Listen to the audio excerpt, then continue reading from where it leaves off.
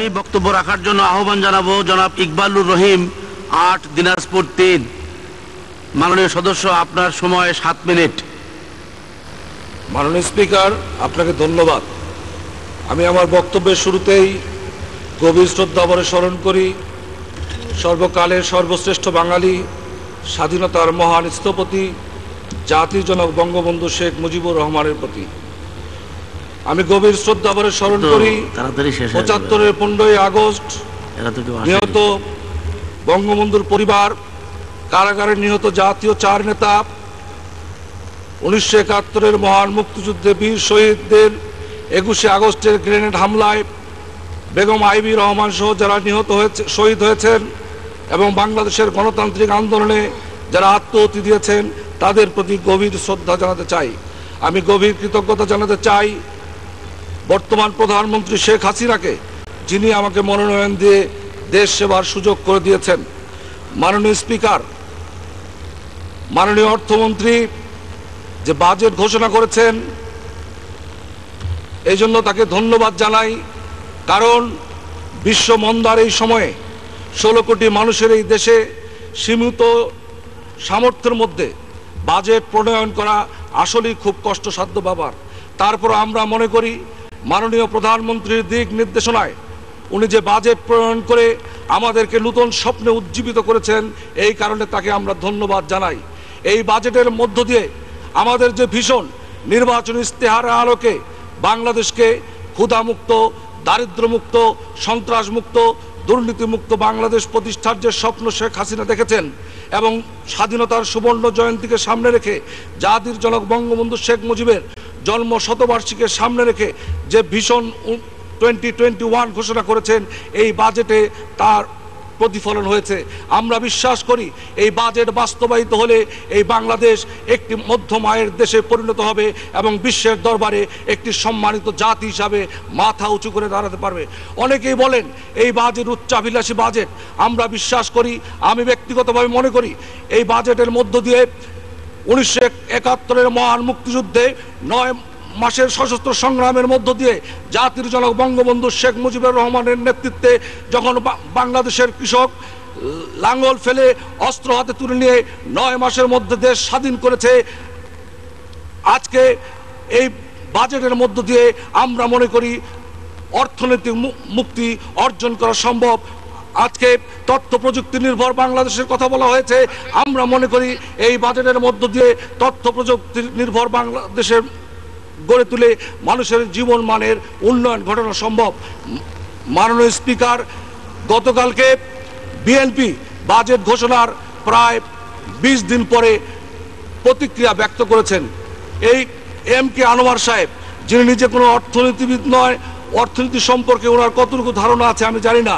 1991 সালে উনি আওয়ামী লীগের মনোনয়ন নেওয়ার জন্য 32 নম্বরে পায়চারি করতে দেখেছি, ঘন্টার পর ঘন্টা অপেক্ষা করতে দেখেছি আওয়ামী লীগের মনোনয়নের জন্য। কিন্তু মাননীয় প্রধানমন্ত্রী শেখ হাসিনা সেই দিন কেরামত সাহেবকে মনোনয়ন না দেওয়ার কারণে উনি বিএনপিতে যোগদান করেছেন। ওনারা বলেছেন এই বাজেট বিভ্রান্তিকর। আসলে ওরা বেশ কিছুদিন ধরেই বিভ্রান্তিতে ভুগছেন। যখন নির্বাচনের আগে আমাদের দেশপ্রেমিক সেনাবাহিনী 1,23,00,000 ভুয়া ভোটার কে বাতিল করে দিয়েছেন, তখন থেকেই ওরা বিভ্রান্তি ভুগছেন।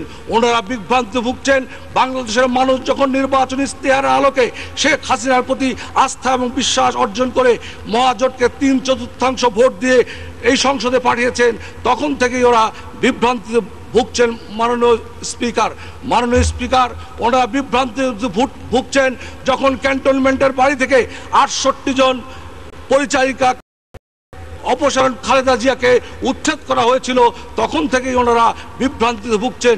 ওনারা বিভ্রান্তিতে ভুগছেন তারেক কোকোর বিরুদ্ধে যখন অবৈধ সম্পদ অর্জনের মামলা হয়েছে, তখন থেকেই ওনারা বিভ্রান্তিতে ভুগছেন। ওরা বিভ্রান্তিতে ভুগছেন যখন সিঙ্গাপুরের আদালত এবং ফেডারেল ব্যুরো ইন্টেলিজেন্স FBI-তে কোকোর অর্থ কেলেঙ্কারির কথা প্রকাশ হয়েছে, তখন থেকেই ওরা বিভ্রান্তিতে ভুগছেন এবং বাংলাদেশের আদালত 6 বছরের কারাদণ্ডে দণ্ডিত করা হয়েছে। ওনারা বিভ্রান্তি ভুগছেন কারণ আজকে যে বাজেট ঘোষণা করা হয়েছে কৃষি বান্ধব, শিক্ষা বান্ধব। আজকে মনে করি অতীতে কখনোই আজকে আমাদের বর্তমান শিক্ষামন্ত্রী যে শিক্ষানীতি জাতির সামনে উপস্থাপন করেছেন, এই শিক্ষানীতির মধ্যে বাংলাদেশের ছাত্র সমাজ নূতন শব্দে উদ্দীপ্ত হয়েছেন। কারণ বিনা পয়সায় বই দিয়ে ছাত্রদেরকে শিক্ষার সুযোগ করে দিয়েছেন এবং শতভাগ শিক্ষার্থী নিশ্চিত করার পরিকল্পনা হাতে নিয়েছেন। শিক্ষা খাতে এবার সর্বোচ্চ বরাদ্দ দিয়ে দেওয়া হয়েছে। ওনারা বিভ্রান্তিতে ভুগছেন, বেগম খালেদা জিয়া ওনারাও বিভ্রান্তিতে ভুগছেন, কারণ ওনারা শিক্ষার মূল্য বুঝেন না। শিক্ষা জাতির মেরুদণ্ড। বেগম খালেদা জিয়া নিজেও অশিক্ষিত ছিলেন। আমার দিনাজপুরের সুরেন্দ্রনাথ স্কুল থেকে ম্যাট্রিক পাস করতে পারেন নাই, আপনি শিক্ষার মূল্য বুঝবেন কি?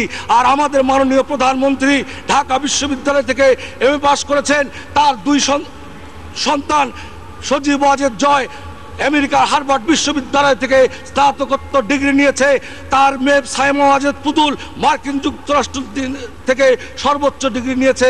উনি শিক্ষার মূল্য বোঝেন, কিন্তু আপনার দুই সন্তানকে, আপনি নিজেও অশিক্ষিত এবং দুই সন্তানকেও ইন্টারমিডিয়েট পর্যন্ত পড়িয়েছেন, এর বেশি পড়াতে পারেন নাই। আপনি এই বাজেটকে বিভ্রান্তিকর বলবেন, এটাই স্বাভাবিক। এই বাজেটে কৃষকের জন্য যে পদক্ষেপ নেওয়া হয়েছে, কৃষিক্ষেত্রে যে ভর্তুকি দেওয়া হয়েছে, এটা একটি যুগান্তকারী পদক্ষেপ। আমি মনে করি শিক্ষা এবং কৃষি খাতে আরও বেশি বরাদ্দ প্রয়োজন, কারণ শিক্ষকদের বেতন কাঠামো আরও বৃদ্ধি করে শিক্ষকদের একটি সম্মানিত আসনে অধিষ্ঠিত করা প্রয়োজন। মাননীয় স্পিকার, আমি দিনাজপুরের এক অবহেলিত জনপদের প্রতিনিধি। আমার দিনাজপুরের মানুষের দীর্ঘদিনের দাবি দিনাজপুরে একটি আন্তর্জাতিক মানের স্টেডিয়াম করা, দিনাজপুরের বড়পুকুরিয়া এবং ফুলবাড়ি কয়লা খনি উত্তোলন করে সেখানে হাজার হাজার মানুষের কর্মসংস্থানের সুযোগ তৈরি করে সেখানে যে কয়লা মজুদ আছে, সেখানে আমরা প্রায় 10,000 মেগাওয়াট কয়লা বিদ্যুৎ আমরা 40 বছর উৎপাদন করতে পারি, যে কয়লা যদি আমরা উত্তোলন করতে পারি।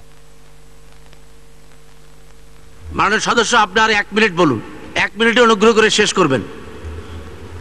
মাননীয় স্পিকার, দিনাজপুরের গম গবেষণা কেন্দ্রকে ইনস্টিটিউটে রূপান্তরিত করার দাবি জানাচ্ছি। দিনাজপুরের মানুষের দাবি, মাননীয় প্রধানমন্ত্রী নির্বাচনের আগে বলেছিলেন দিনাজপুরে গ্যাস সরবরাহ করার জন্য আমি অবিলম্বে গ্যাস সরবরাহের দাবি জানাচ্ছি। দিনাজপুরের রামসাগর, রাজবাড়ী, কান্তিজির মন্দির পর্যটনের আওতায় এনে পর্যটন শিল্পের বিকাশ ঘটানোর জন্য দাবি করছি। দিনাজপুর শহরের রাস্তাঘাট, স্কুল কলেজ সংস্কারের জন্য অতিরিক্ত অর্থ বরাদ্দের দাবি জানাচ্ছি। দিনাজপুরে একটি শিক্ষা বোর্ড আছে, দীর্ঘদিন ধরে এই শিক্ষা বোর্ডের কর্মচারীরা মাস্টারের চাকরি করছে, তাদের চাকরির স্থায়ীকরণ, শিক্ষা বোর্ডের জন্য নতুন জায়গা ক্রয় এবং নতুন ভবন স্থাপনের দাবি জানাচ্ছি।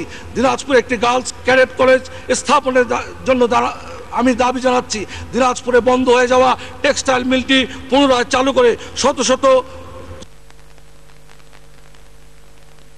ধন্যবাদ মাননীয় সদস্য আপনার সুন্দর বক্তব্যের জন্য।